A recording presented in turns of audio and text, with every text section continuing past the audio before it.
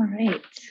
Hi, my name is Angela Pearson, and I'm the Director of Research Initiatives and Strategic Planning in the Gibbs College of Architecture at the University of Oklahoma. Hi, my name is Stephanie Pilat, and I'm the Director of the Architecture Program at the University of Oklahoma. We want to start today by thanking the faculty, students, and staff across our campus who have worked on the American School project. And we want to share with you some of the research on how material scarcity in the largely rural context of mid-century Oklahoma inspired wildly imaginative designs in which ordinary scrap and found materials were repurposed in really fantastic and memorable ways. What makes the American School different from other approaches to design is partly this resourcefulness. But before we get into this, we want to recall Bruce Gough's story and frame for you what the American School is.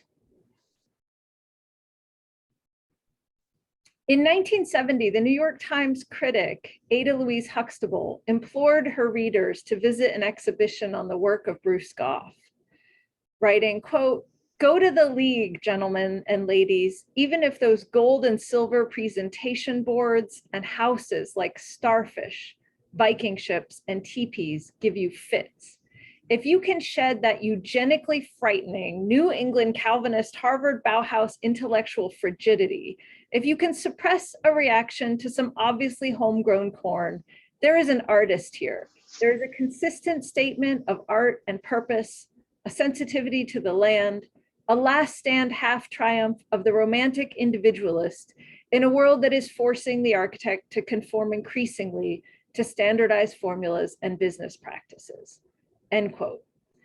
By 1970, Gough was known for projects like the Ford House in Illinois.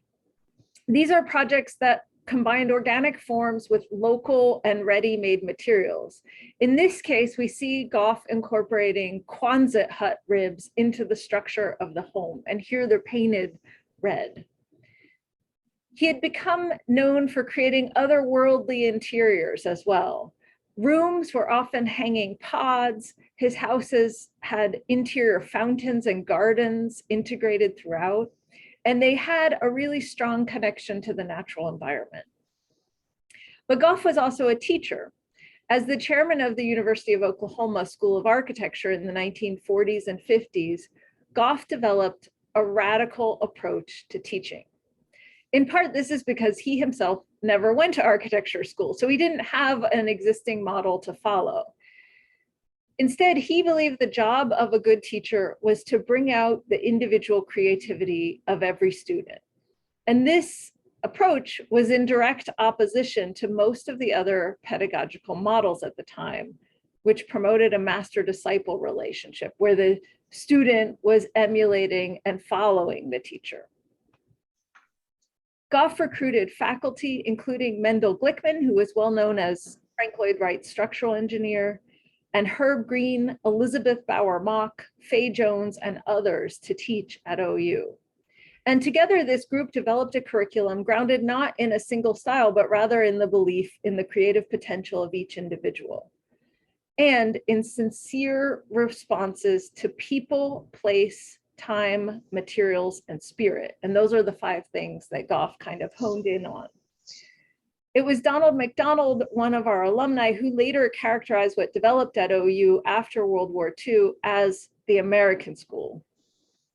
As McDonald described it, it was, quote, "a new school, probably the only indigenous one in the United States." Rick Hunter, an OU alum, described what it was like to arrive at this strange school in the late 1940s. He said, quote, "I arrived at the university and I walked into this war barracks building on the North Campus, and I was just blown away. I was blown away by the interior and what he had done with strings and painting things black and all this incredible work on the walls by students. I think probably within about 5 seconds, I had decided this is where I had to come," end quote. As Donald McDonald described, at OU there emerged, quote, "a truly American ethic, which is being formulated without the usual influence of the European or Asian architectural forms and methodologies common on the East and West coasts of the United States, end quote. Despite the radical creativity of the American school, it was largely overlooked in history books. It never fit neatly into those histories which sought to trace every cultural development back to some European origin. Susan King, the curator of an American school exhibition in London, explained this oversight in the history books, writing, quote, "In the minds of the Ivy Leaguers and big city critics, the jump was from Beaux-Arts to Bauhaus because it allowed them to retain their umbilical cord to Europe. The American school cut that umbilical cord," end quote. And indeed, most architecture schools at the US during this period followed a curriculum that was either inspired by the French Beaux-Arts or the German Bauhaus, two European schools. The French model centered on studies of classical principles of design and entailed meticulous copying of the great classical architecture of Greece and Rome. In contrast, schools like IIT adapted the Bauhaus curriculum model, known for embracing industry and abstraction in art, architecture, and design. And here we see Walter Gropius, who adapted the Bauhaus model at Harvard University. The University of Oklahoma College of Architecture stood apart from these two trends and developed an original and authentically American approach to architecture and pedagogy. OU students were taught to look to sources beyond the accepted canon of Western architecture, and importantly, to find inspiration in everyday objects, the natural landscape, and non-Western cultures, including the designs of Native American tribes in Oklahoma. While OU students developed a keen awareness of global architectural history, when they got to studio, Goff told them, quote, "Do not try to remember," end quote. He suggested that they not begin their projects with classical column capitals or proportional systems, modernist pilotis and grids.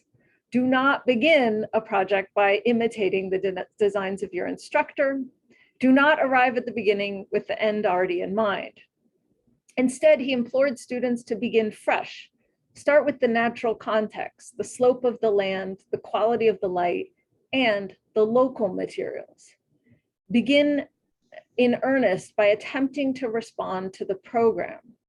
Sincerely listen to the needs and desires of the client. Most importantly, begin by trusting your own creative instincts and looking at the world around you with fresh eyes. In the context of Oklahoma in the mid-century, the sources of inspiration and material resources here were distinct from what was found on the East and West coast. All right, so let's take a look at what was actually happening in Oklahoma and learn a little bit about the world context in which Goff and Herb Green and others, their students, were working at this time. In 1947, when Goff arrived back in Oklahoma, the state had just a little over 2 million people spread across over 70,000 square miles of land. For reference, today, Oklahoma has almost 4 million residents. It was and still is today a largely rural state populated by Oklahoma's 39 federally recognized Native American tribes, many of whom were forced into the state in the 19th century. It's also populated by the descendants of white settlers who had rushed in just a few decades earlier. Industry was scarce and it largely centered on an oil economy as it does today. This sparsely populated state lost more residents still during the Dust Bowl and the Depression of the 1930s. So let's turn our attention to Norman, Oklahoma, where the University of Oklahoma is located. In 1950, around the time Goff arrived, the population in Norman was just over 27,000 people. So here's an image of Norman in the 1940s. And you can see it was still just a tiny town. So let's see. The severe weather in the state presented constant threats to the life and property. So here you can see planes just crowded into an aircraft storage facility due to the threat of a tornado. And here you can see just the carnage of one of those tornadoes around the time Goff would have lived in Oklahoma. So the aftermath of a storm. The housing conditions in Oklahoma were really modest. And as you see in this photo, sponsored by the military presence in the state, Norman had a naval base. And in the 1950s, the University of Oklahoma campus and town really began to grow. So here you see Sooner City popping up just south of campus, where many of the students would live in the 50s and 60s. And let's take a look now at what Goff designed when he first arrived in Norman as a professor at OU.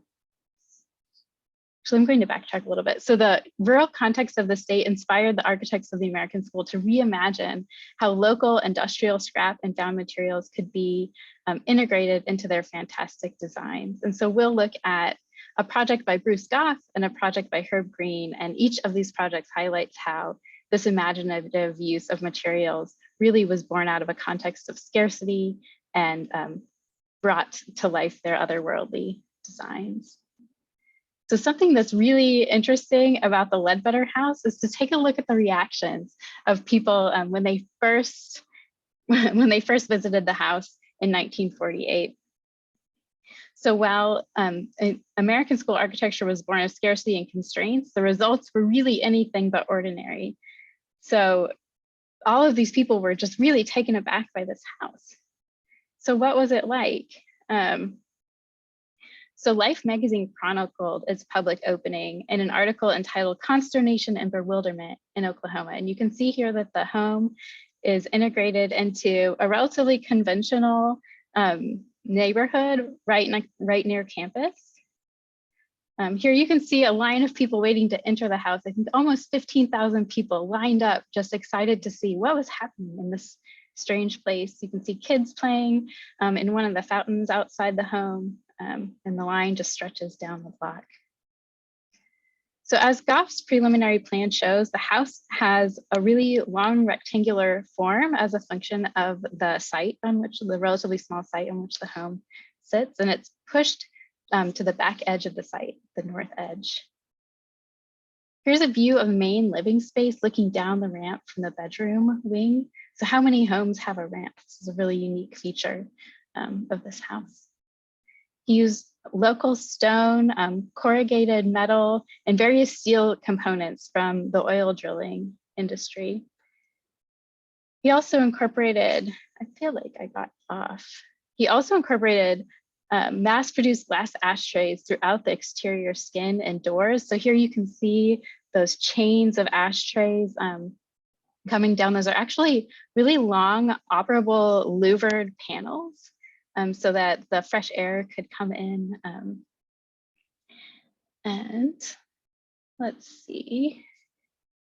Here you see an oil drilling stem that he used as a structural element of the house. Another really resourceful concept. And here's a view looking up the ramp toward the bedroom wing. You can see the corrugated sheet metal that's painted white, which wraps around the second floor. And this also continues onto the exterior of the home. Here you see the suspended carport structure made from industrial oil drilling, prefabricated parts and suspended from the roof with a cable. And it looks really delicate, but it has weathered Oklahoma storms for almost 70 years. Here you see an undulating exterior wall where you drive up the driveway toward the home. And we'll turn our attention now to Herb Green's Prairie House, which is located just outside of Norman. So it was built designed and built by Herb Green for his family in 1961. He drew inspiration on how to provide a shelter in this harsh landscape from Native American building traditions. Like this one here, we see a cob bark house.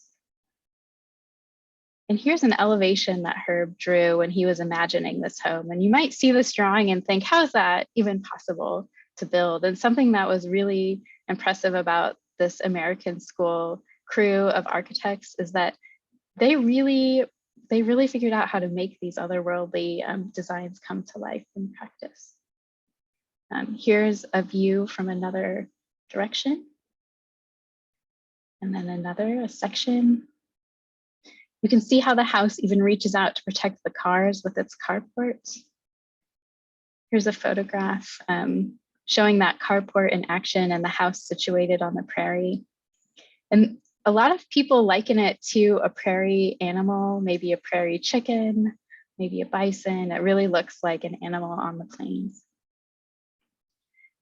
So this is the house not long after it was built. You can see that there's some mismatched slabs of granite that line the entry ramp going up into the house. And those were left over from another Herb Green project elsewhere in Oklahoma. You can also see that the exterior sheathing is wood assembled to recall feathers. It's another photo of the entryway shortly after the home was built. The interior of the home and the walls and ceiling, both are lined with really inexpensive wood shingles that are arranged in organic formations. Inexpensive for the time, not probably as inexpensive today. An oculus window on the second floor provides dramatic views across the landscape. It's just gorgeous. Here we see Herb and his wife at home in the house. And Look magazine captured the essence of this dramatic entryway here. So when you first walk in the door, there's this almost cathedral-like feeling. It's a multi-story entrance, and then branching off on that lower level is the kitchen, cozy bedroom area, then up to the living area, and then up again, you can actually stand on the roof of the home and take in the prairie views. Another view of that gorgeous oculus. So what does an analysis of these two homes teach us? We feel that these projects, and looking at many other American School projects too, illustrates how material resourcefulness has been put into practice and served as a motivator for design innovations in the context of mid-century Oklahoma. American School architects incorporated inexpensive, found, and recycled materials in distinctive ways. Their means of construction relied on local and often unskilled labor. Faculty were building these things with students who often pitched in to make these projects happen. They also suggest that we can achieve bolder solutions when we embrace the specificity and individuality of the conditions at hand. So these two projects are very much of the places, the sites, the specific clients that these two architects were working with. So in closing, we asked how the resourceful hyper-local components of this work might be relevant to contemporary social and environmental issues. The material resourcefulness of the American School, born in part from the economy, scarcity, and pragmatism, even though they're so wild-looking, they really are pragmatic solutions in a certain sense, may serve to inspire 21st century designers and planners who are searching for ways to build more sustainably by looking at their material contexts with fresh eyes. And if you'd like to learn more about the American School, we encourage you to check out our website, where we have an archive of historic drawings, photographs of other American School projects, bios of the architects.